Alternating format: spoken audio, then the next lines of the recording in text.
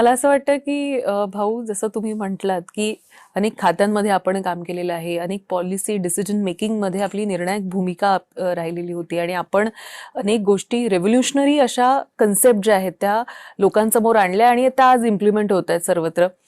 हे एकीकडे होत आहे. तर काही काळापूर्वी जेव्हा आपण विरोधी पक्षामध्ये होता तेव्हा आपण त्यांच्या मागण्यांसाठी म्हणून का होईना, पण कधी कधी आपली मागणी जी हो असते ती हो लोकांची, मग तिथे गोंधळी होतो हो सगळ्या. हो हो म्हणजे ह्या सगळ्याचाच अनुभव भाऊ हो तुम्हाला मला इतका, राहिलं. मला असं वाटतं की आहे मी गोंधळ की घालणाऱ्यामध्ये पण राहिलो. आता गोंधळ थांबवण्याची भूमिका पण माझी आली आहे, पण त्याला मर्यादा राहिली आहे. हा, म्हणजे मला आठवत नाही कधी आम्ही राजदंड अगदी उचललं. अगदी अगदी मला आठवत नाही की आम्हाला कधी समज देण्यात आली. खरं. मला आठवत नाही की कधी आम्ही लॉबीमध्ये असलो तरी देखील सरकारला आम्ही कामच करू दिलं नाही.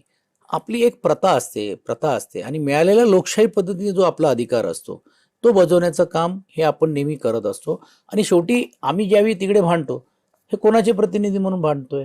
जे सर्वसामान्य लोक ज्यांचे प्रश्न सुटत नाही किंवा सोडवण्याची भूमिका राज्य सरकार तरी ते ऐकण्यासाठी तयार नाही, मग ही रोष निर्माण होतो, मग ती भूमिका होते. आम्ही असं जाऊन केलं नाही की बा माझ्या घराचा प्रश्न झाला नाही, माझी छत गळते म्हणून नाही, माझ्या फार्म हाऊसला झाडं तुम्ही वाढून द्या म्हणून नाही. सर्वसामान्य शेतकरी, कष्टकरी, मध्यमवर्गीय चाळीमध्ये राहणारा, बिरडी चाळीमध्ये राहणारा जो शेतकरी ज्याने आयुष्य आपल्याला दिलेलं आहे, तो उद्ध्वस्त होण्याची वेळ होत असेल, ह्या लोकांसाठी ज्यावेळी भांडतो, तर मला असं वाटते सरकार पण त्याचा तिरस्कार करत नाही. कारण त्यांनाही पटते की बाबा, कारण शेवटी तेही त्या भूमिकेत आलेले. म्हणजे राज्याचे मुख्यमंत्री, मी मंत्री असताना विरोधी पक्ष मध्येच होते, ते आमदार म्हणून. आणि बरोबर. ते जी त्यांची शैली बोलायची, म्हणून तुम्ही कधी कधी बघितलं असेल की फर्स्ट टर्म मध्ये मुख्यमंत्री झाल्यानंतर पण आपल्याला असं वाटायचं की त्या मुख्यमंत्री आहेत की विरोधी पक्षाचे नेते खरंय आहेत. खरंय. कारण ती धार असते शेवटी शेवटी त्याच्यात ती जी, मी असं म्हणेन की जी चीड असते जी, किंवा जो आहे ज्याला आपण आग म्हणतो किंवा चीड म्हणतो, ही सर्वसामान्य लोकांची नाळ जोपर्यंत जुळत नाही तोपर्यंत तुम्हाला बोलताच येणार नाही, तुम्हाला भांडताच येणार नाही. अर्थात त्याला मर्यादा ठेवून केलं पाहिजे. आणि मला असं वाटते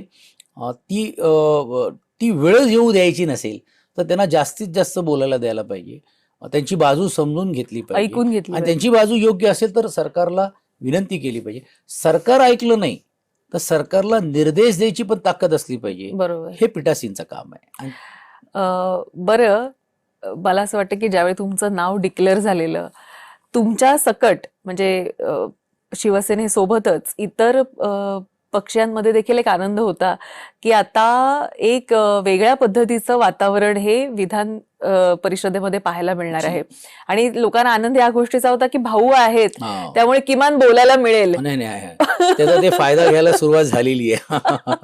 आणि मला मर्यादा येतात, पण जसं सभापती महोदय असतील, राम शिंदेजी असतील, मी असेल, आम्ही दोघं जण म्हणजे एक शेवटी तळागाळातून आलेलो आहोत. आम्हाला काय कोणी क्रेनने आणल्या नसल्यामुळे तर आम्हालाही त्यांच्या भावना समजते.